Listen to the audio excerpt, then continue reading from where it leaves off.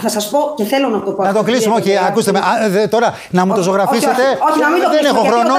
Έχουμε και άλλα πράγματα να πούμε. Αν θέλετε να μας πείτε αν αυτός ο άνθρωπος δέχεται την ενοχή του ή όχι. Ακούστε, κυρία Φίλιππα, με όλο το σεβασμό και δεν θέλω να υψώνω τον τόνο της φωνής μου, αλλά μιλάμε για έναν άνθρωπο ο οποίος βασάνιζε αμαία.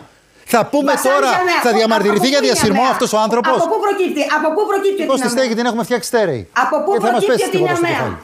Από πού προκύπτει ότι είναι αμαία. Και ότι τα βασάνιζε. Ο βασανισμός από πού προκύπτει, πείτε μου. Γιατί δεν μου απαντάτε. Από πού προκύπτει ότι είναι αμαία. Απαντήστε μου. Από πού προκύπτει ότι είναι αμαία, ναι. Αμαία, έχετε πιστοποιητικά στα χέρια σας ότι είναι αμαία. Λοιπόν, θα το δούμε αύριο τι αντιμετώπιση ποινική θα έχει αυτός ο άνθρωπος. Ελεύθερη βούληση.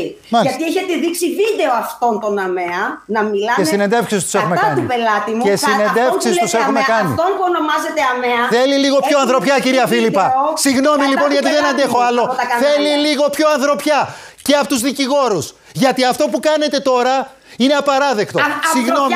Θέλει λίγο ανθρωπιά.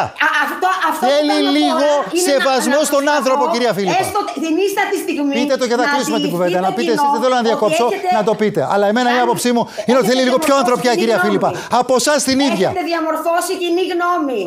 Έχετε διαμορφώσει κοινή γνώμη και δεν πρέπει. Όταν τελειώσετε, ευχαριστώ πολύ. Θα στείλω δελτίο τύπου, ελπίζω να το δείξουν τα κανάλια. Βεβαίως. Θέλει λίγο πιο ανθρωπιά. Από πού καταλαβαίνουμε ότι είναι αμαία.